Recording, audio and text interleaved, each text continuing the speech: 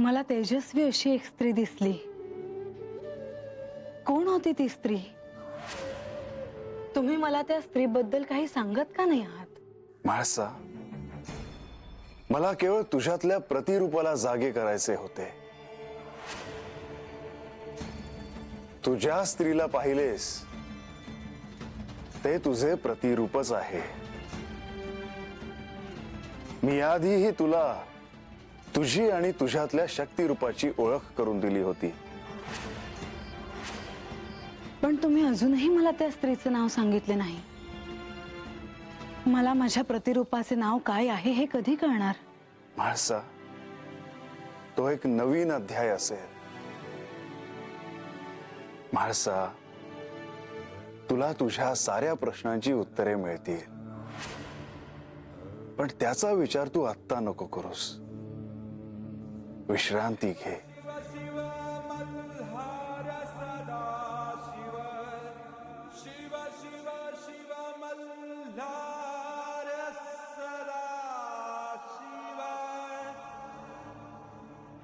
म्हाळसा, आज तुला पार्वती दिसली, तुझेच ते प्रतिरूप। मला ठाऊक आहे की तुला अनेक प्रश्न पडले आहेत। पार्वती म्हणून तुझ्या रूपाला बानूला भेटायचे आहे, आणि आता लवकरच पार्वतीची आणि बानूची देखील भेट होणार आहे।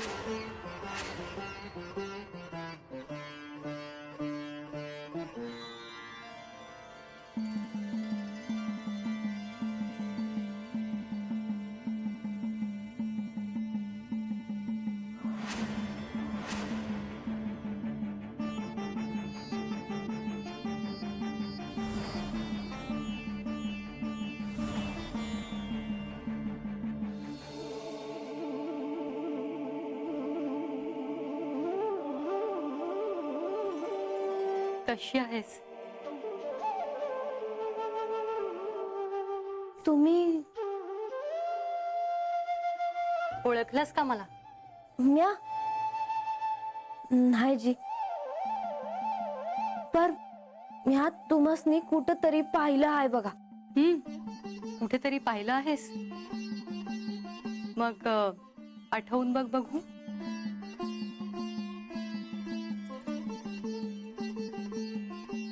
मला असं वाटतंय का म्या तुम्हासनी आधीपासून ओळखते. पर एवढं पुरेसं आहे. तुला भेटायला आले. आनंदी आहेस ना? व्हायची माझं देवांसंग लगीन झालं आहे. जेजुरीत राहते. अजून काय पाहिजे?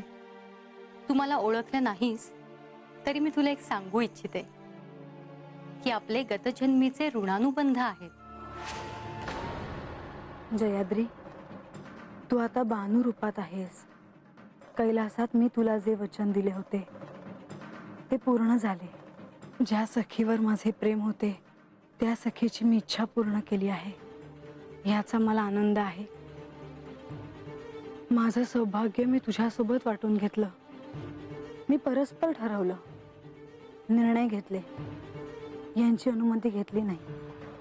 पण मी असं का वागले हा विचार जेव्हा मी केला तेव्हा मला असं कळलं की जो शिवाची इच्छा करतो त्याला शिव मिळावे हीच माझी इच्छा होती. शिव हे सर्वस्व आहे. अखंड ब्रह्मांडाला व्यापलेला आहे या शिवाने. आणि त्याच शिवाची तू इच्छा केलीस. त्यासाठी तू कठोर परीक्षाही दिलीस. पर तुम्हासनी हे समज कसं ठाव? कारण तू माझी सखी आहेस. आता माझे पती तुझेही आहेत. तू त्यांची अर्धांगिनी आहेस. तुला हिमालयातले दिवस आठवतात आणि कैलासातले आपण सोबत घालवलेले क्षण तुला आठवतात का? नाही. तू आणि मी आपण हिमालयाच्या कुशीत लहानाचे मोठे झालो. इतरांसाठी तू माझी दासी होतीस पण माझ्यासाठी तू सखी होतीस जी माझा प्रत्येक शब्द ओंजळीत झेलत होती. मी जे जे मागेन ते तू मला देत होतीस. तुला आठवत नसेल हे कदाचित, पण हे सारं काही आठवतंय मला. पर तुम्ही एवढं बोलतायसा तर मला बी एक सांगायचं आहे तुम्हासनी. मला बी तुमचाच चेहरा दिसतो कधी कधी. का ते नाही सांगता येणार मला. पर तुमचं आणि माझं काहीतरी नातं असणारच. पर आज कसं काय आलासा तुम्ही? खूप आठवण आली तुझी. खूप बोलावंसं वाटलं तुझ्याशी. असं वाटलं की तू इथे एकटीच असशील म्हणून आले तुला भेटायला. किती मनमोकळपणाने बोलायचीस तू. यांच्याशी देखील अशीच मनमोकळपणाने बोलत जा. हे खूप कमी बोलतात. मितभाषी आहेत. तुला हे ठाऊक आहे. पण तुझ्या मनातलं तू यांच्याकडे बोल. कारण यांनी देखील वचन दिले आहे की हे तुझ्या अधीन राहतील. तू यांना प्रिय असशील. ह्या जन्मात ह्या मल्हारी अवतारातलं हे तुझं आयुष्य तू आनंदात घालव. माझी चिंता करू नकोस.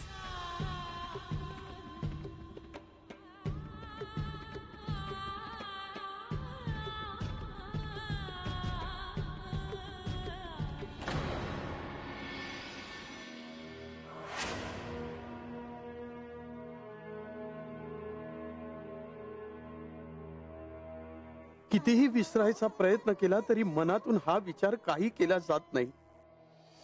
फार अस्वस्थ व्हायला होतं. श्री खंडेराय म्हणजे प्रत्यक्ष महादेव.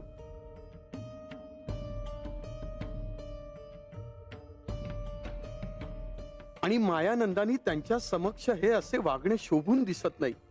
मी आता काय करावे हेच मला कळेनासे झाले आहे. मायानंदाच्या अशा वागण्यामुळे मला श्री खंडेरायांपुढे जाणे कसेसेच झाले आहे. म्हाळसा देखील काय विचार करत असेल. तिला देखील तिच्या आईचे हे वागणे खटकले असणारच. काही झालं तरी मला आता श्री खंडेरायांची क्षमा मागावी लागणार आहे. पण त्याआधी मला म्हाळसाशी बोलणं अनिवार्य आहे.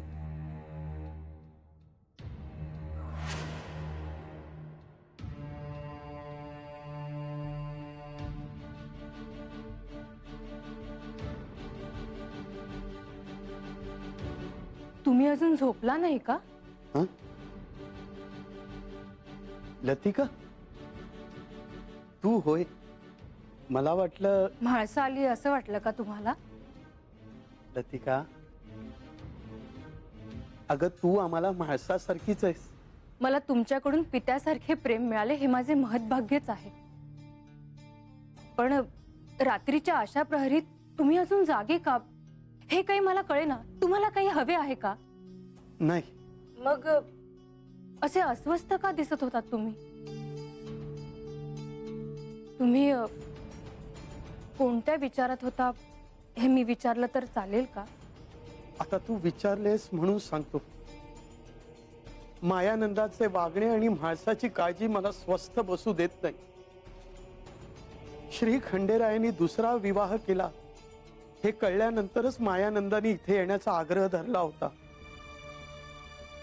परंतु इथे आल्यानंतर त्यांचे वागणे कुणालाही रुचलेले नाही हे मला स्पष्टपणे जाणवतंय. पण अक्का जे काही करत आहेत ते म्हाळसाच्या भल्यासाठीच करत आहेत. हो, पण तरी देखील श्री खंडेरायांशी मला या विषयावर बोलायचे आहे. पण देव आता विश्रांती घेत असणार. उद्या पहाटेच्या प्रहरी भेट घेतली तर नाही का चालणार? नाही नाही, आता हे सारं मला सहन होत नाही. म्हाळसा कुठे? ती तिच्या शयनकक्षातच आहे. ती झोपली नसेल ना? मला त्याची कल्पना नाही, पण एवढ्यात तरी ती झोपली असेल असे मला वाटत नाही.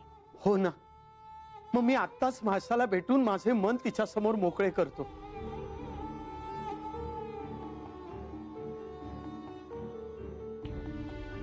लतिका, मी म्हाळसाशी महत्वाचे बोलायला गेलोय हे इथे कुणालाही कळता कामा नये. मला काय म्हणायचंय हे तुझ्या लक्षात आले असेलच. मी स्वतःहून कोणाला काही सांगणार नाही.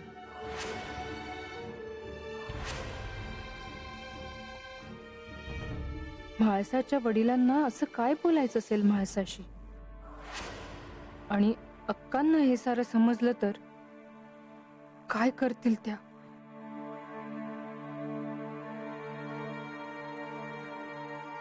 जयाद्री, तुला आठवतं का,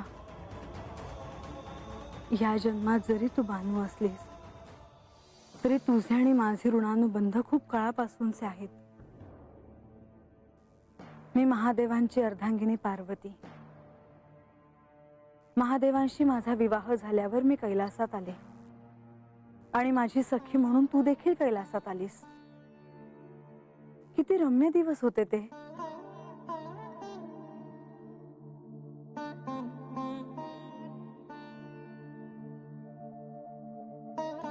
मल्हारी अवतारात श्री महादेव यांची अर्धभार्या तू असशील हे माझे वचन मी पूर्ण केले आहे.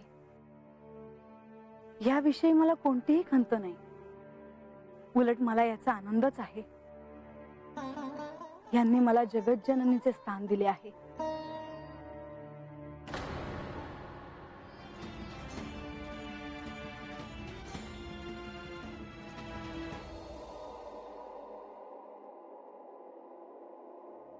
सगळ्यांविषयी करुणा असणं, मातृत्वाच्या भावनेने सगळ्या ब्रह्मांडाला पाहणं हे त्यांनीच मला शिकवलं. पण मी हा घेतलेला निर्णय त्यांना आवडला नव्हता, हो ना? माझ्या हट्टासाठी त्यांनी हा निर्णय स्वीकारला. त्यांच्यासाठी हे सोपं नव्हतं, कारण त्यांचं माझ्यावर किती अपार प्रेम आहे हे मला ठाऊक आहे.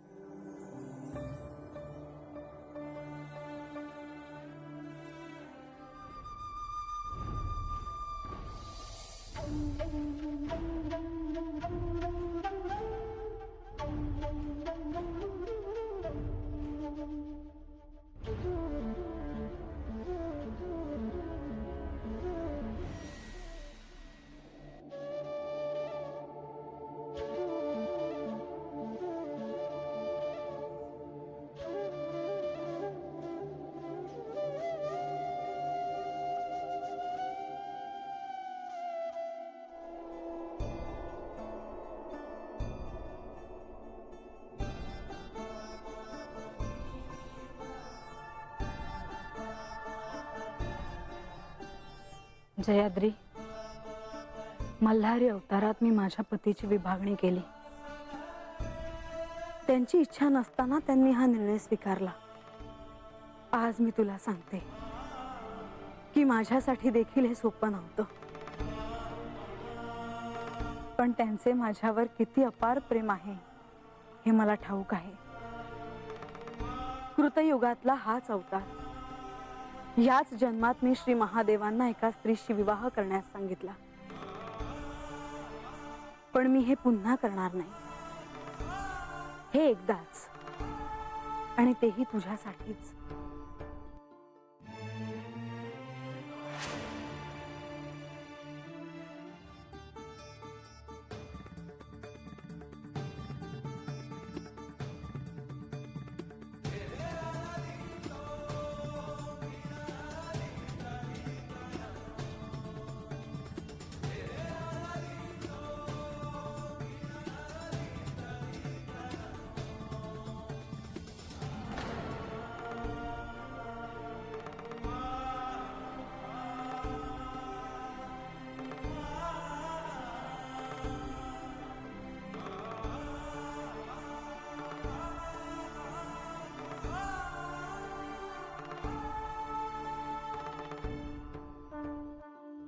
तिम्मा शेठ,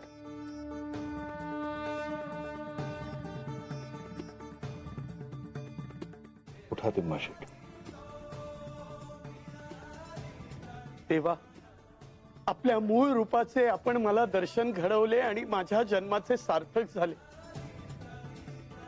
परंतु आज मी जे डोळ्यांनी पाहिले आणि कानाने ऐकले ते इतके अद्भुत आहे की ते सत्य हे मी कसं मानू देवा. तिम्मा शेठ, तू जे पाहिलंस, जे ऐकलंस ते सत्य आहे. देवा, म्हणजे माझी म्हाळसा साक्षात पार्वती आहे. होय. मी आजवर जी आपली भोळी भाबडी भक्ती केली त्याचे इतके अविश्वसनीय फळ द्याल असे वाटले नव्हते. जिला मी माझ्या अंगा खांद्यावर खेळवले, जिचे सारे हट्ट मी पूर्ण केले, जिच्या सहवासात मी राहिलो, ती साक्षात जगज्जननी आहे हे मला ठाऊकच नव्हते. तेव्हा पण हे सारे आपण मला आधी का नाही सांगितले? तिम्मा शेठ, प्रत्येक गोष्टीची एक वेळ असते, योग असतो, आणि आज तुझा योग होता. पण एक गोष्ट ध्यानात असू दे, म्हाळसेला तिच्या मूळ स्वरूपाचे स्मरण नाही. पण असे का देवा? कारण ती माझी इच्छा आहे. बानू म्हणजेच जयाद्री. मी तिच्याशी विवाह करावा हा पार्वतीचा आग्रह होता. तेव्हा आता सारे माझ्या ध्यानात आले. पण तिम्मा शेठ, हे सत्य कोणालाही कळता कामा नये. तुला ते सांगण्याचा मोह होईल, पण जर तू सांगितलेस तर अघटित घडेल.